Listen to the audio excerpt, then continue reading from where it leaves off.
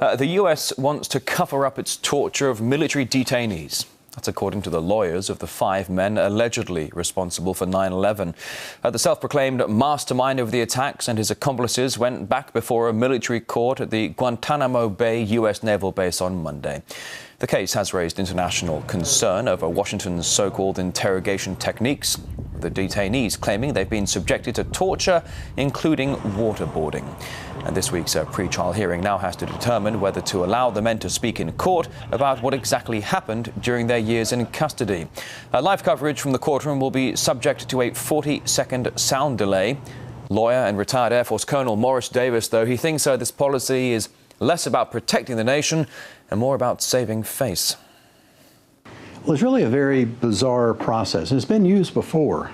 Really what the defense is asking to do here is to deviate from what has been the process in the past and to allow the public through the media to understand what took place. But it's a very bizarre environment. The spectators are seated behind a glass window where they can see the movement and the animation and the lips moving in the courtroom, but the sound lags 40 seconds or more behind that, and at times is blanked out entirely. So the motions and the words never quite match, which I guess at Guantanamo is appropriate. I think by and large it's the embarrassment over what we did and trying to keep that quiet.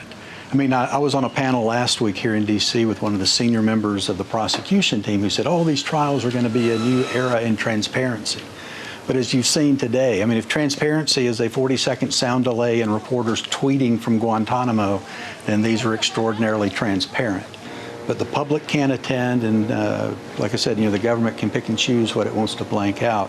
And I think that's the purpose of the military commissions, is to try to avoid embarrassment over things that we did in some cases a decade ago.